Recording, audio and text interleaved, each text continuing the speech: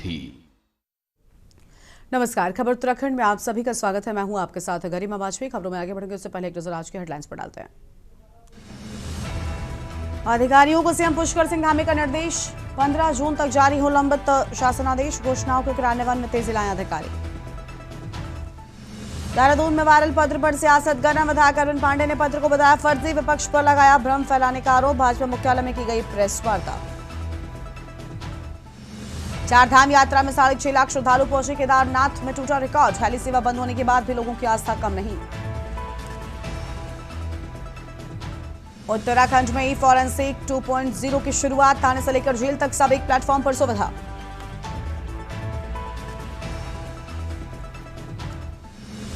ऋषिकेश में खराब मौसम ने रोकी राफ्टिंग। सुरक्षा नियमों की अनदेखी पर 4 कंपनियों पर गिरी गाज।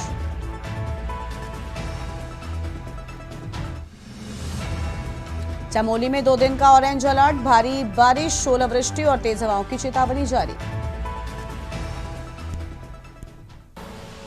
आप देख रहे हैं के न्यूज, खबरों का सारथी। देहरादून में वायरल पत्र को लेकर राजनीतिक हलचल देखने को मिली है। गदरपुर से भाजपा विधायक अरविंद पांडे ने अपने नाम से वायरल हुए पत्र को पूरी तरीके से फर्जी बताया है। भाजपा प्रदेश मुख्यालय में आयोजित प्रेस वार्ता में उन्होंने साफ कहा ये पत्र झूठा है और मनगढ़ंत है। वायरल पत्र में उत्पीड़न, अनदेखी जैसे आरोप लगाए गए थे, जिसके बाद विपक्षी दलों ने सरकार और पार्टी को घेरना शुरू कर दिया था।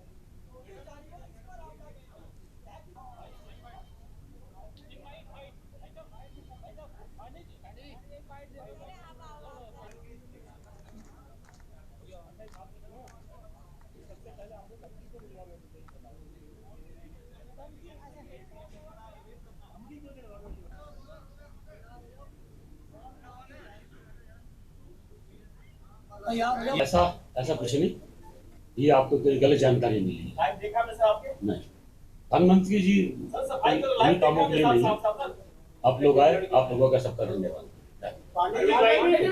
दिया हुआ है। तो हमारे निजी प्रभाव कहाँ से आ गया?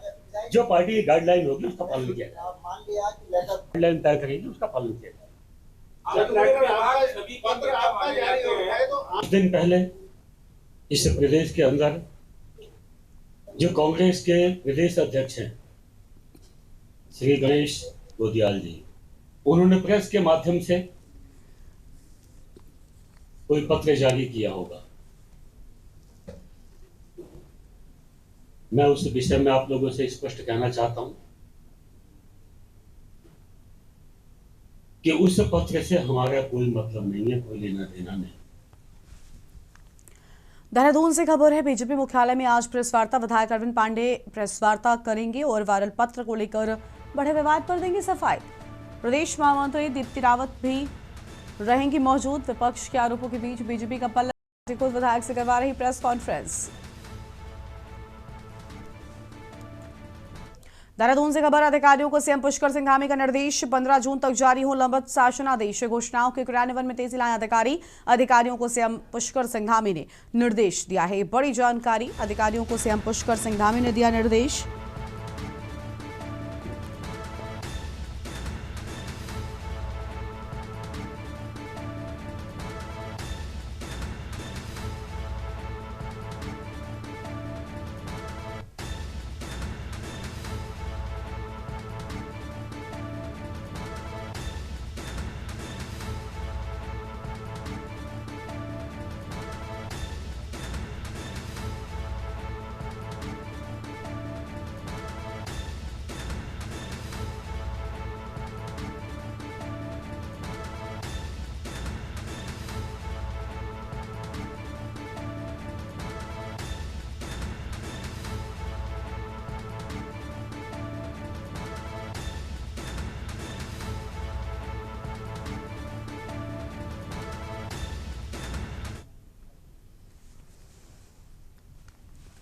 खबर देहरादून से, जहां मुख्यमंत्री पुष्कर सिंह धामी के द्वारा विभिन्न विधानसभाओं में की गई घोषणाओं को लेकर समीक्षा बैठकों के बाद सियासी चर्चा तेज हो गई है। हाल ही में ये बात सामने आई थी कि सीएम की कई घोषणाएं अब तक अधूरी हैं, जिस पर प्रतिक्रिया देते हुए भाजपा विधायक विनोद चमोली ने स्थिति स्पष्ट की।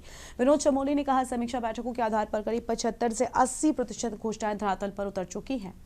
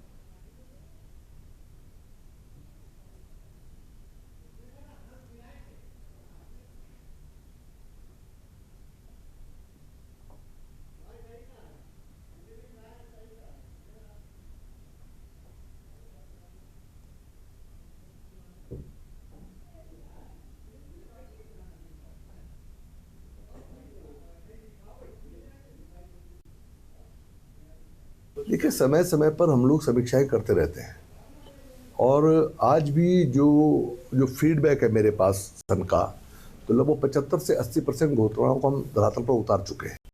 % अभी हम पास में हैं कि जब तक वो आते हैं तब तक हम उन पर काम शुरू कर दें, उस लेवल पर उनको ले आए।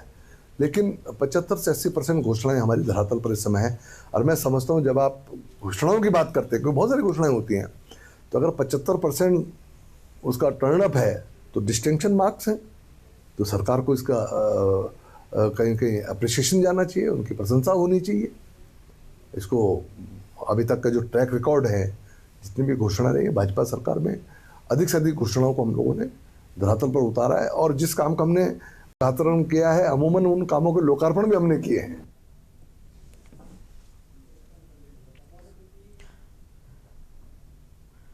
देहरादून से खबर है, जहां प्रदेश में महिला भागीदारी को लेकर सियासी बयानबाजी तेज हो गई है। भारतीय जनता पार्टी ने महिला नेतृत्व को लेकर अपने प्रदर्शन को मजबूत बताते हुए कांग्रेस के दावों पर सवाल उठाए। भाजपा का कहना है, उसने लगातार महिलाओं को राजनीति में अवसर देने के साथ साथ उन्हें जीत दिलाने में भी बेहतर भूमिका निभाई और प्रदर्शन किया है। प्रदेश अध्यक्ष महेंद्र भट्ट ने कहा कि पार्टी ने अलग अलग चुनावों में करीब 35 महिलाओं को टिकट दिए। उन्होंने दावा किया कि भाजपा की महिला उम्मीदवारों की जीत का प्रतिशत भी कांग्रेस की तुलना से अधिक रहा है।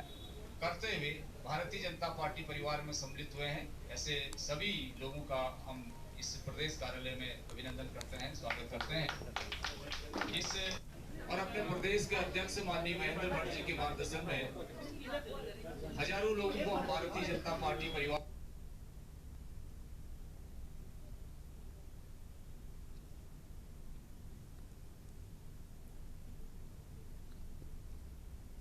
भंग करते हुए भारतीय जनता पार्टी परिवार में सम्मिलित हुए हैं, ऐसे सभी लोगों का हम इस प्रदेश कार्यालय में अभिनंदन करते हैं, स्वागत करते हैं। और अपने प्रदेश के अध्यक्ष माननीय महेंद्र भट्ट जी के मार्गदर्शन में हजारों लोगों को भारतीय जनता पार्टी परिवार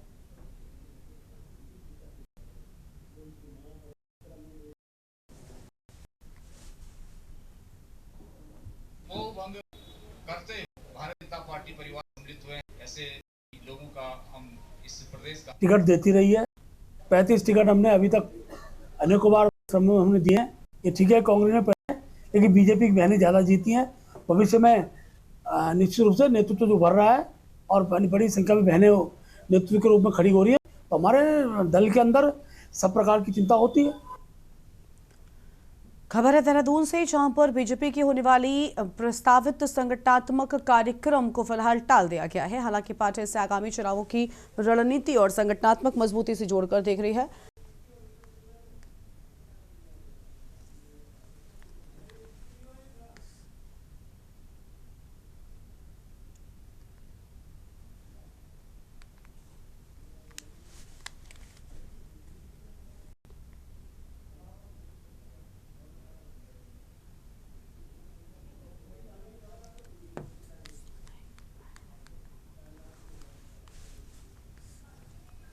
अगली खबर काशीपुर से, जहां पति पत्नी और प्रेमी के त्रिकोण ने एक परिवार को तबाह कर दिया। उधम सिंह नगर पुलिस ने 36 घंटे के भीतर इस हत्या की गुत्थी सुलझाते हुए बताया कि बांसखेड़ा निवासी गुड्डी ने अपने प्रेमी कपिल मौर्य के साथ मिलकर अपने पति कुलवंत सिंह की हत्या की साजिश रची।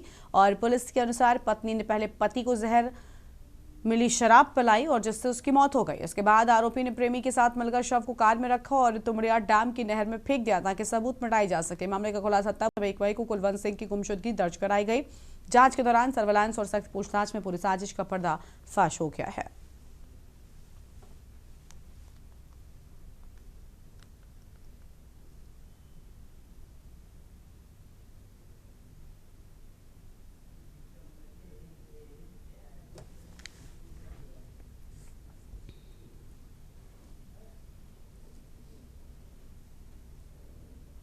कोतवाली ITI में एक सूचना प्राप्त हुई जिसमें वादिनी चंद्रवती पत्नी राम प्रसाद जो रहने वाली थाना स्वार जनपद रामपुर की है, इनके द्वारा एक सूचना दी गई थी कि उनका बेटा जिनका नाम कुलवंत सिंह है, ये 25 अप्रैल से मिसिंग है। उस कंप्लेंट के आधार पे तुरंत उसमें मुकदमा पंजीकृत किया गया था और संदिग्धों से पूछताछ की जा रही थी। मृतक के पत्नी से भी पूछताछ की जा रही थी। इसी दौरान ये पता चला कि 25 अप्रैल को ही पत्नी और पति दोनों के बीच में झगड़ा हुआ था और झगड़े के बाद से वो लापता है। कड़ाई से पूछताछ करने पर पत्नी ने ये पुलिस के सामने कबूला है कि उसने अपने प्रेमी जिसका नाम कपिल मौर्य उर्फ राहुल मौर्य जो निवासी मसवासी थाना स्वार रामपुर का रहने वाला है। खबर है देहरादून से, जहां बीजेपी के होने वाले प्रस्तावित संगठनात्मक कार्यक्रम को फिलहाल टाल दिया गया। हालांकि पार्टी इसे आगामी चुनावों की रणनीति और संगठनात्मक मजबूती से जोड़कर देख रही है। इसी बीच संगठन स्तर पर लगातार बैठकों और समन्वय को मजबूत करने की कवायद तेज कर दी गई है।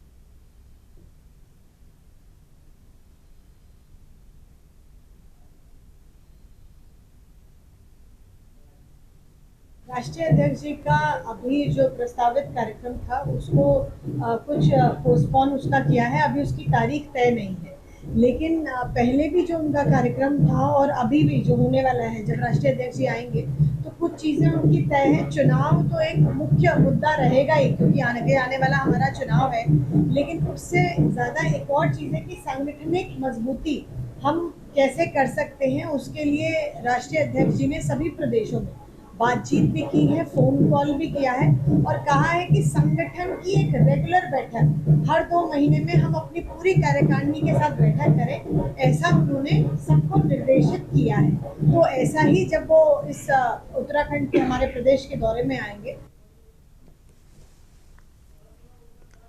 खबर है देहरादून से, जहां पर ऑटोमोबाइल सेक्टर में एक नई पेशकश के तहत किया इंडिया ने ऑल न्यू किया सेरोस को लॉन्च किया और ये लॉन्चिंग कार्यक्रम यमुना कॉलोनी स्थित एडमायर व्हील्स प्राइवेट लिमिटेड में आयोजित किया गया, जिसमें बड़ी संख्या में ग्राहक, मीडिया प्रतिनिधि और ऑटोमोबाइल प्रेमी मौजूद रहे। कार्यक्रम में मुख्य अतिथि के रूप में कर्नल अजय कोठियाल शामिल हुए।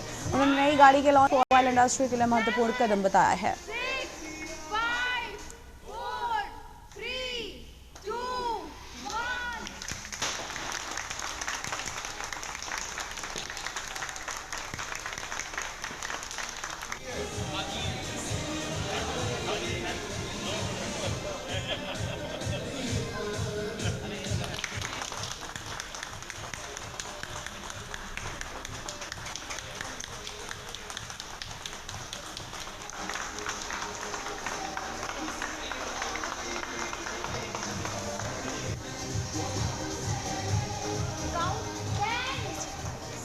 हम जहाँ पे खड़े हैं ये है हिमालय का बेस, हिमालय का फुटहिल।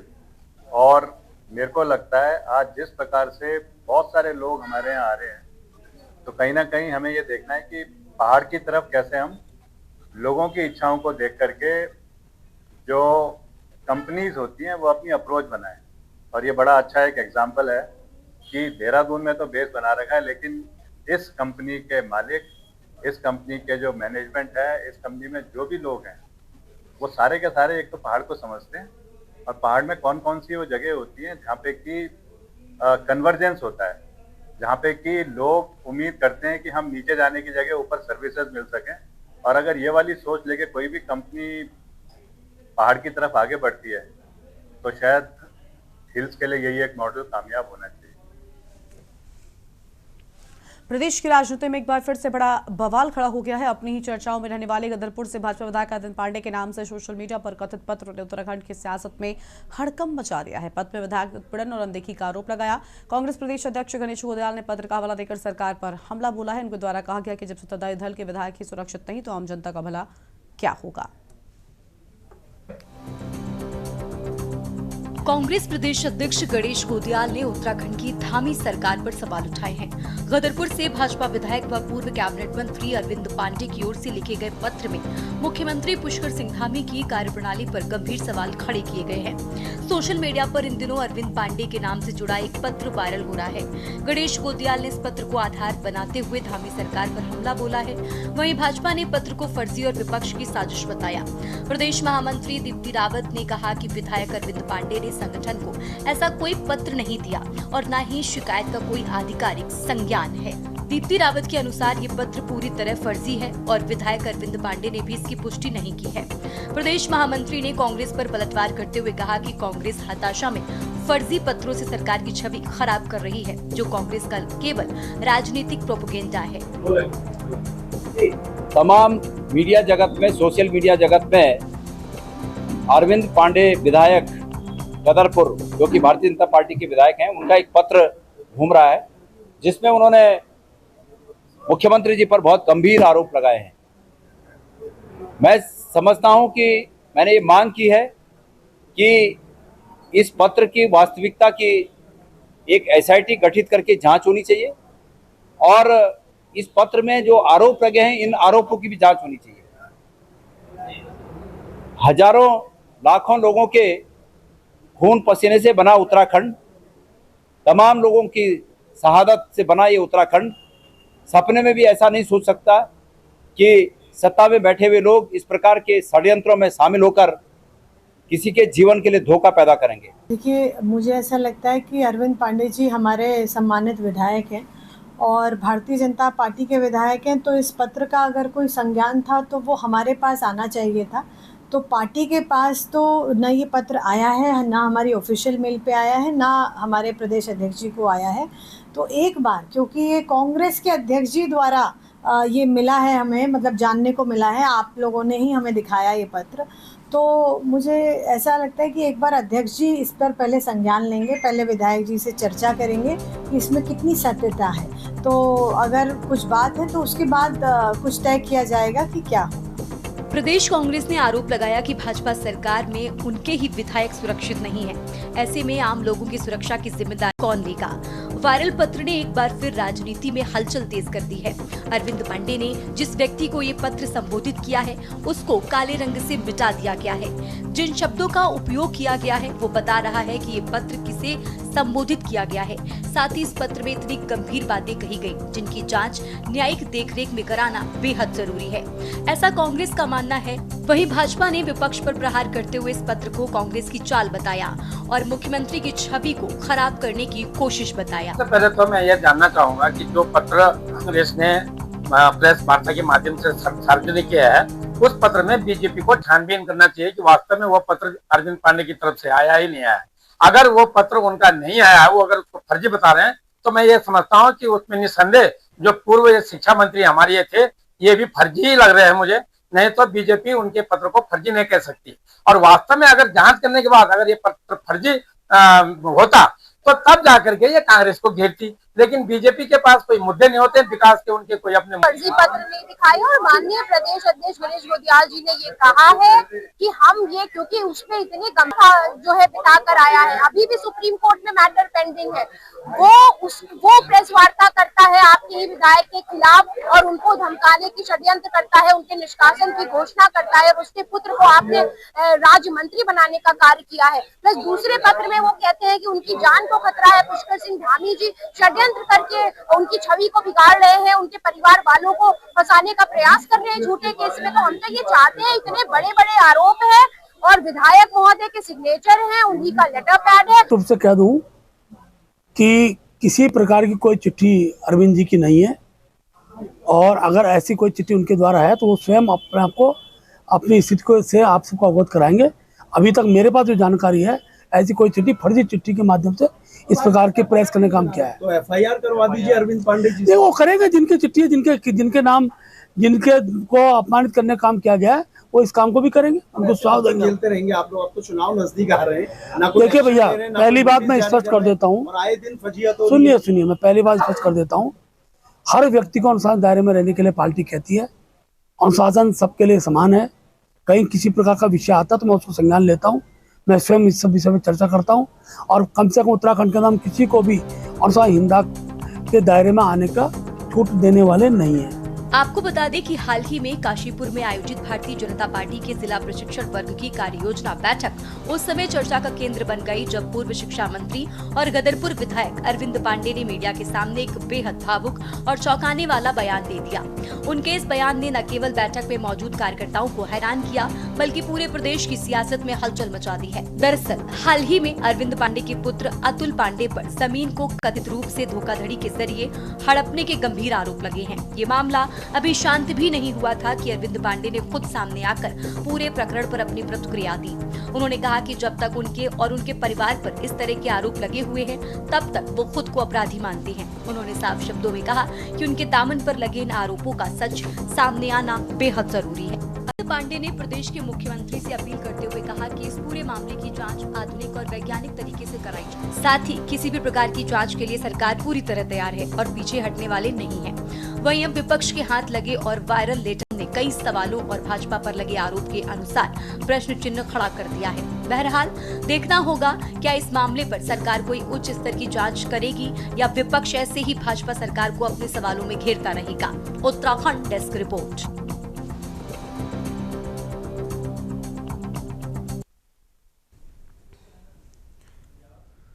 इस बुलेटिन में इतना ही। तमाम बड़ी खबरों के लिए आप देखते रहिए न्यूज़ इंडिया। नमस्कार। आप देख रहे हैं के न्यूज़।